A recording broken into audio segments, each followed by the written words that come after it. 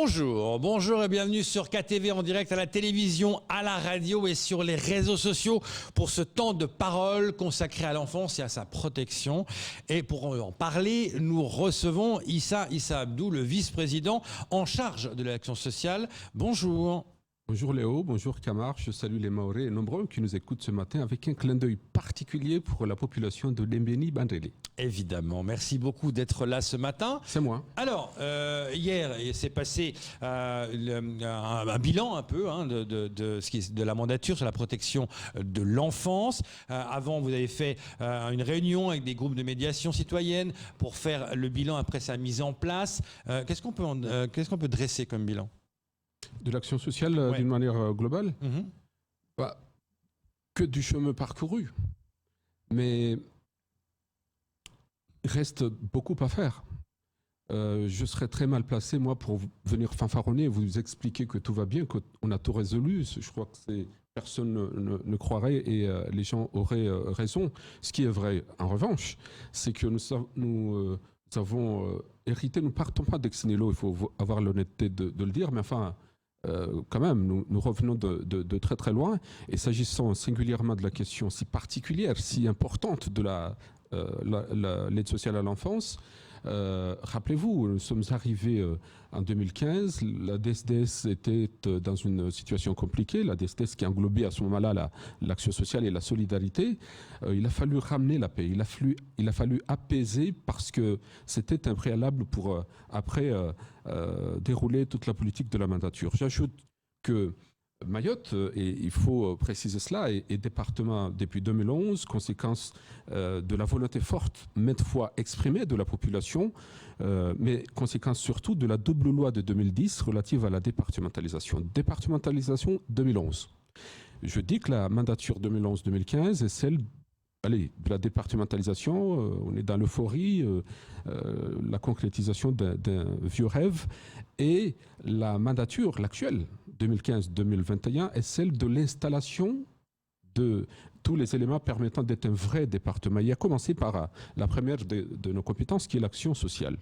La prochaine mandature, ça sera, à mon avis, l'idée de parachever la départementalisation, notamment avec l'alignement et la convergence des droits sociaux, mais également le volet régional. Mais arrêtons-nous sur celle-ci et celle qui s'écoule, qui se termine. Et 2015, nous avons commencé par le début, si j'ose dire, et je dirais heureusement, mais en faisant venir d'abord l'IGAS, l'Inspection Générale pour les Affaires Sociales. Pourquoi ? Parce qu'il fallait voir clair, il fallait savoir avec exactitude où on met les pieds. Le président Sabadine a eu cette clairvoyance de faire venir cette institution objective qui jouit d'une légitimité connue et reconnue pour cette raison-là, faire la lumière et faire en sorte que nous sachions avec exactitude, notamment le nombre d'enfants sur le territoire. Et donc le rapport de l'IGAS arriva et beaucoup d'enseignements, à commencer par l'idée qu'il faut vraiment que nos partenaires comprennent que c'est la première de nos compétences. Et ce ne doit pas être que des mots. Et ça s'est traduit pour nous par la mise en place d'un organigramme appelé Enfance et Famille, ce DGA Enfance et Famille qui a tiré tout le reste. On a revu et corrigé l'organigramme du département parce qu'on a mis en place cette nouveauté pour montrer encore une fois l'importance que nous accordons à ce moment-là à la question particulière de l'enfance et de la famille. Et donc, un nouvel organigramme, DGA dédié, ad hoc, inédite et importante. Et donc, l'étape numéro 2 a été de consolider le seul mode de placement qui existait, qui sont les familles d'accueil, ce qu'on appelle les assistants familiaux. Qui ont doublé d'ailleurs. Qui ont doublé. Nous sommes à 92 familles d'accueil lorsque nous sommes arrivés. Aujourd'hui, on est à 203. On est passé du simple au double. Donc, c'était le seul mode de placement qu'il fallait consolider, pérenniser, et c'est ce que nous avons fait. Deuxième élément, deuxième étage de la fusée, c'était développer d'autres moyens de placement, d'autres façons de prise en charge de cette enfance. Ça a été les activités éducatives à milieu ouvert que nous avons confiées à Amnésie, ça a été d'autres appels à projets, les lieux de vie et d'accueil, et pour la première fois, 2 maisons d'enfants à caractère social, et puis plus tard, la prévention spécialisée et beaucoup d'autres dispositifs. Le dernier en date, ce sont les mineurs non accompagnés. L'appel à projet est imminent, en tout cas sa notification, pour là aussi permettre que nous évaluions la minorité, l'isolement, le danger, la mise à l'abri de 21 jours maximum. Voilà ce que nous avons fait. J'essaie de faire court, mais c'est un peu ça ce que nous avons fait. Et il a fallu mettre tous en place les dispositifs de droit commun parce que, encore une fois, nous sommes départements et qu'il fallait installer tout cela. Mais je suis d'accord avec vous. Tout n'est pas réglé pour autant. Et donc, l'idée c'était exactement l'objet du COPIL, du comité de pilotage que nous avons eu hier. C'était à la fois faire ce bilan, dire les limites de l'exercice, qu'est-ce qu'il reste à améliorer, et dans les perspectives, et c'est aussi notre responsabilité, préparer le coup d'après, préparer le prochain schéma. Et puis, on y reviendra sur ce prochain schéma, mais il y a une chose qui était importante aussi, c'est ce fameux dispositif des groupes de médiation citoyenne qui ont été mis en place. Est-ce que ça a vraiment été utile? Par exemple, qu'est-ce qu'il y a eu comme exemple d'intervention? Et aussi, est-ce que ça va être pérennisé? Je suis de ceux, Léonard Audier, qui pensent qu'on n'a pas tout essayé en matière de lutte contre l'insécurité. Je suis de ceux qui considèrent qui ont cette conviction que la déviance, la délinquance n'est pas que l'affaire de l'État. C'est vraiment l'affaire de tous, nonobstant le fait que l'insécurité est une mission... l'insécurité au sens strict, hein, le volet répression notamment, c'est une mission régalienne de l'État. Mais les collectivités, à commencer par la plus grande d'entre elles, le département a un rôle majeur à jouer, notamment en matière de médiation. C'est de là que nous avons mis en place, notamment là aussi, conséquence de la loi liée à la départementalisation, le conseil cadial, avec tout ce qui a trait à la médiation et à la prévention de la délinquance. Et donc les GMC, le groupe de médiation citoyenne, vous avez raison, fait partie de cet élément, cet émaillon parmi tant d'autres.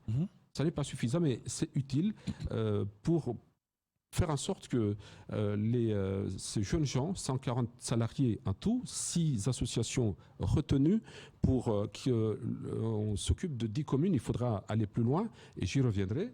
Mais l'idée, c'est cela, une coproduction avec l'État. Le département a mis sur la table 475 000 €, notamment pour payer la part patronale de ce qu'on appelle les PEC, le parcours emploi consolidé, et puis la partie professionnelle, la partie formation pardon, de ces 140 salariés. Voilà l'apport du département, et puis l'État fait le reste. Donc, pour répondre très directement à votre question, je pense que oui, c'était d'une grande utilité. Heureusement d'ailleurs que nous avons mis en place cela. GMC qui viennent s'adosser à la prévention spécialisée qui est une démarche départementale. C'est tout ça qui fait que au bout du bout, même si tout n'est pas réglé, mais on peut dire sans se tromper que ça a stoppé l'hémorragie. Et maintenant, il faut, une fois qu'on a dit cela, aller plus loin, retenir notamment ce qui n'a pas fonctionné, l'améliorer nécessairement pour que l'on résolve, en tout cas, essayer d'apporter des solutions face à une question qui pourrit la vie de nos concitoyens. C'est de ça qu'il s'agit, Léonard Audier. Et donc ces GMC, elles vont être pérennisées? Ça va continuer? Pour ma part, oui. C'est en tout cas l'avis de ceux qui étaient dans ce comité de pilotage, pas celui d'hier, mais il y a 2 jours, en compagnie du préfet. Nous avons fait le bilan et de l'aveu de tous les participants, le protagoniste qui était là, les associations, mais aussi tous les autres partenaires, nous avons pensé, je vais vous donner un exemple très concret, moi qui suis d'un canton qui est cher à mon cœur, d'Embéni, je vois le travail qui est fait par l'association MESO sur place. Rappelez-vous, il y a 1 an, c'était au mois de janvier 2020 notamment, c'était des troubles à ne plus finir. Et donc les GMC sont arrivés entre-temps. Et je peux vous dire que la paix est revenue. Tout est relatif encore une fois, mais ça va mieux. Voilà. Donc une fois qu'on a fait ce bilan-là, on peut dire oui, on est archi favorable pour que la démarche continue. Il faut évidemment, comme c'est une première, tirer toutes les leçons, notamment s'agissant du maillage du territoire. Je pense qu'il faut quadriller tout le territoire si on veut être utile à nos concitoyens. Alors justement, Issa Abdou, quand on regarde le problème chaque année, le problème gagne du terrain. Et quand on voit que la plupart des traitements, bon, on essaie de prendre des mesures plutôt palliatives et qui ne sont pas dans la durée. Mais le nombre de naissances par an, Issa Abdou, vous le connaissez, la croissance démographique importante de notre territoire, est-ce qu'on arrivera un jour à dépasser? Est-ce qu'on trouvera une solution à un moment donné? Parce que chaque année, le problème gagne du terrain. En tout cas, la responsabilité du département, je dis chacun son rôle. Nous, notre responsabilité, c'est d'agir, c'est de faire en sorte, dans la limite de la compétence qui est la nôtre, l'action sociale en l'occurrence. Notre travail, notre boulot, c'est celui-là. Il faut que chacun joue sa partition, il faut que l'État, je le dis à tue-tête, mais je le redis ce matin, il faut que l'État joue sa partition, notamment s'agissant de la question liée à l'immigration. Nous avons beaucoup fait, mais l'une des difficultés que nous avons, l'une des limites à l'exercice, s'agissant de la question de l'aide sociale à l'enfance, c'est deux choses. L'amont, parce qu'il faut régler le problème lié à l'immigration, parce que je parle souvent du tonneau des Danaïdes, ce travail qu'on fait encore et encore, mais vraiment sans fin. Si on ne stoppe pas l'immigration, si on ne contrôle pas les entrées, eh bien, on sera là à faire encore et encore cet exercice. L'autre volet, c'est l'aval. Il faut que ceux qui sont sur le territoire, on trouve les solutions de les dispatcher au nom de la solidarité nationale, comme cela existe ailleurs. Je rappelle que... Vous avez déclaré hier, Exactement. il y a trop d'enfants isolés sur ce territoire, 3000 au bas mot, bien plus en réalité. C'était vos propos d'hier. Tout à fait. Et donc, on voit bien qu'on ne se dérobera pas. On ne lâchera rien pour deux raisons. D'abord parce que c'est une compétence du département, je l'indiquais tout à l'heure. Et la deuxième raison, c'est vraiment par conviction. En faisant ce que nous faisons, même si la situation est hors norme, mais la naïveté de penser que nous avons stoppé l'hémorragie. Et donc je dis souvent qu'heureusement que l'aide sociale à l'enfance est là, heureusement que cette prise en charge est réelle, parce que qu'est-ce que ça serait? Et donc, mais il faut, une fois que nous jouons notre partition, et nous la faisons, et nous continuerons mordicus à la faire, mais il faut qu'en même temps, l'État nous aide.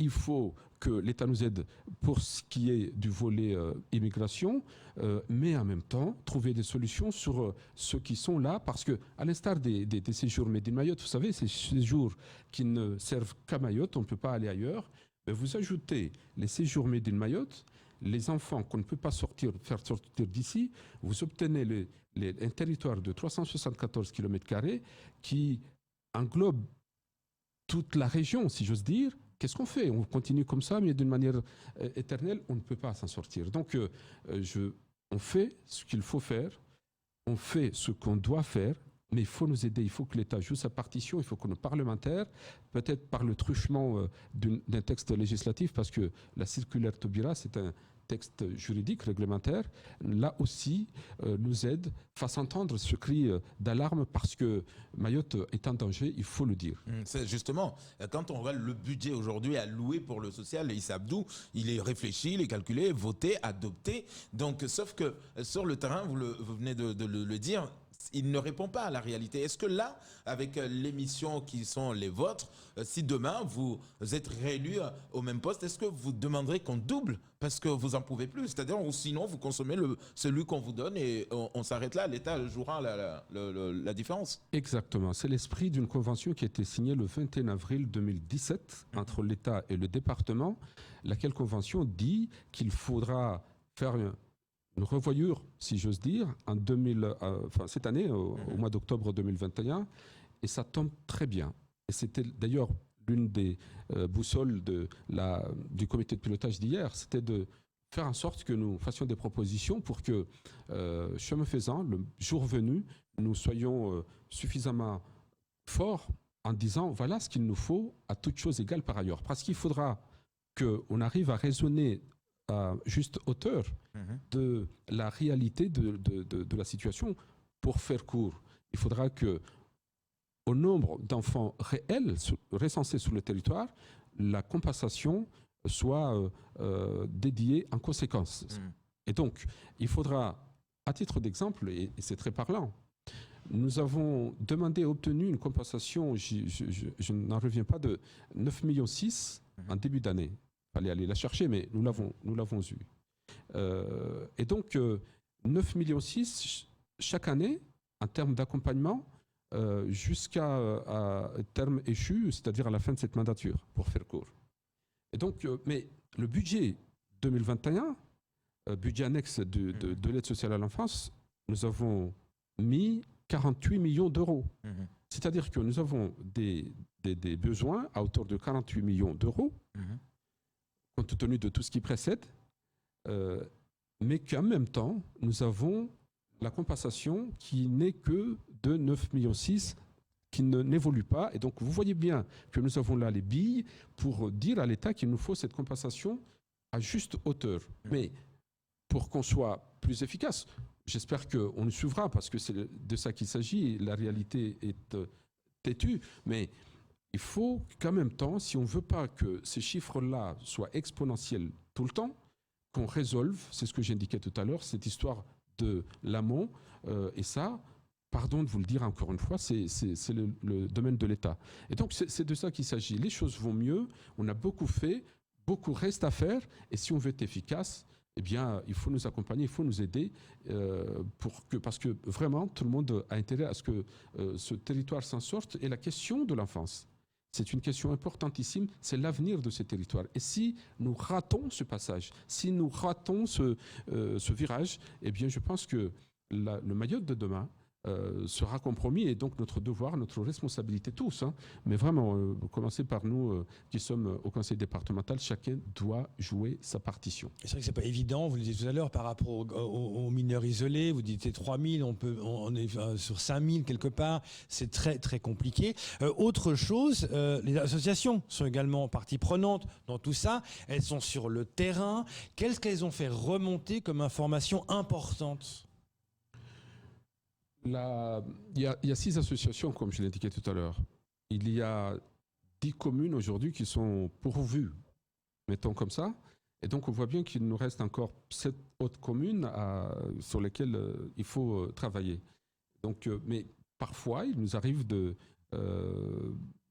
au-delà du périmètre convenu pour ces réseaux-là, parce qu'il faut agir, parce qu'il faut être utile. Et donc, je parle un exemple de l'association Fahamou Maïcha qui s'occupe du Nord, mais dans un secteur bien balisé. À un moment donné, il faut sortir du périmètre parce que la situation l'exige et parce qu'il est nécessaire à ce moment-là de réagir. Mais ça fait partie de ces éléments qu'il faut corriger, le mode d'intervention, mais le maillage du territoire au sens large, c'est un élément important qui convient d'apporter pour qu'on soit vraiment utile à nos concitoyens. Alors, Issa, j'aimerais revenir un peu sur les familles d'accueil. Aujourd'hui, on a vu, c'est vrai, vous l'avez dit, on est parti de 92 à 203 familles d'accueil. Mais est-ce que quand on voit le nombre d'enfants aujourd'hui, à un moment donné, on se rappelait qu'on avait droit, par exemple, à 3 enfants. Aujourd'hui, on a augmenté parce que le nombre, la demande, elle est là. Est-ce que ça va continuer, ça? Parce que si on voit le nombre d'enfants qui augmente, notamment, vous l'avez dit, et qu'on ait tous les jours des entrées, notamment des enfants qu'on amène de chez nos voisins, est-ce qu'on sera obligé un jour de se retrouver à une famille d'accueil avec 6-7 enfants? C'est déjà le cas, Kamar Boura, parce que tout compte fait, on se dit que la pire des situations, ce serait de ne pas mettre à l'abri un enfant qui est en danger. Et donc, parfois, en accord avec le procureur, on met à l'abri cet enfant-là, mais on sait bien qu'on n'est pas dans les standards à ce moment-là, on n'est pas dans les normes. Que dit la loi? La loi, rien que la loi, toute la loi. La loi, celle de 2007 notamment, dit la chose suivante. Il faut 3 enfants par famille d'accueil, vous l'avez dit tout à l'heure. 4 par dérogation, on peut faire l'exception, mais 4 par dérogation. La vérité sur le territoire est que parfois, ça va au-delà de ça. Et donc, on voit bien les limites de l'exercice. Et vous donnez raison à cet argument qui consiste à dire qu'il faut faire quelque chose parce que la coupe est pleine, parce que l'application de la loi française, la nôtre, tout court, est mise à mal parce que la situation, encore une fois, est hors norme. Je vais vous donner un autre exemple qui est très parlant et palpable là aussi. L'intérêt supérieur de l'enfant, c'est d'être avec sa famille biologique. Esprit de la loi. Enfin, de quelle famille biologique on parle? Est-ce que c'est évident de retrouver la famille biologique quand on sait que souvent elle est dans la région voisine? C'est compliqué à ce moment-là, dans ces conditions-là, de retrouver sa famille biologique. Où est l'intérêt supérieur de l'enfant préconisé par la loi? Mais de la même manière, quand bien même on arrive à débusquer la famille biologique ici à Mayotte, qui est, mettons, sur les les hauteurs de Kawini, on va vous expliquer, mais tout compte fait, l'intérêt de l'enfant est d'être dans une famille d'accueil parce que là, il y a les conditions pour s'occuper de cet enfant-là. Mais non, ce n'est pas l'esprit de la loi. Mais nous le faisons encore une fois parce qu'il faut protéger cet enfant. Mais on voit bien les limites de l'exercice, Kamaroura. Ça n'est pas possible. On ne peut pas continuer éternellement. Et c'est pour ça que nous lançons ce cri d'alarme en disant qu'il faut faire quelque chose parce que la loi elle-même est difficilement applicable pour ces raisons. L'esprit des familles d'accueil. C'est pas que l'on accueille ces enfants-là ad vitam aeternam. C'est un passage parce qu'à un moment donné, et c'est d'ailleurs ce qu'on fait en bout de chaîne, parce qu'on a essayé toutes les autres voies et qu'on arrive in fine à cette nécessité absolue qui est un drame quand même humain, il faut le reconnaître. Le placement en famille d'accueil. Mais ce qui est bien, c'est que ça a doublé. Alors qu'on manquait de famille d'accueil. Tout à fait. Et là, ça a doublé. Tout à fait, pour ces mêmes raisons. Mais on voit bien que ce qui est censé être qu'un passage, eh bien, va durer, va s'éterniser, et ça n'est pas normal. Et c'est pour ça qu'il faut vraiment, vraiment, vraiment qu'on entende le cri de Mayotte, parce qu'il faut qu'on s'en sorte et il faut qu'on trouve une solution à cette question liée à l'enfance, parce qu'il en va de l'avenir de ce territoire, tout simplement. Merci beaucoup, Issa Abdou, d'être venu ce matin pour en parler. Toujours un bonheur d'être avec vous. On n'a pas pu parler des perspectives, mais on aura d'autres occasions. On aura d'autres occasions pour le faire. Et notamment la stratégie nationale. Vous savez qu'on a délibéré pour la contractualisation avec l'État. Adrien Taquet, secrétaire d'État en charge de la famille et de l'enfance, nous reprochait avec beaucoup de gentillesse que le département n'était pas prêt et qu'on n'avait pas fait tout ce qu'il faut. Ben ça y est.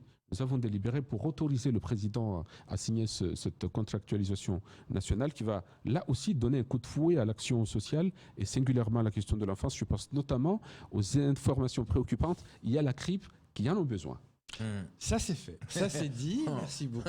On aura l'occasion c'est bon, parler des PMI également parce que les gens demandent beaucoup. Il y a beaucoup d'autres questions. Vous reviendrez parce que c'est un sujet qui passionne, qui est très important. Quand vous voulez. L'enfance est un sujet vraiment important à Mayotte. Vous reviendrez pour en parler dans un second volet. Voilà. Mais pour l'heure, il faut conclure. C'est tout pour ce temps de parole. Tout de suite, la suite de vos programmes.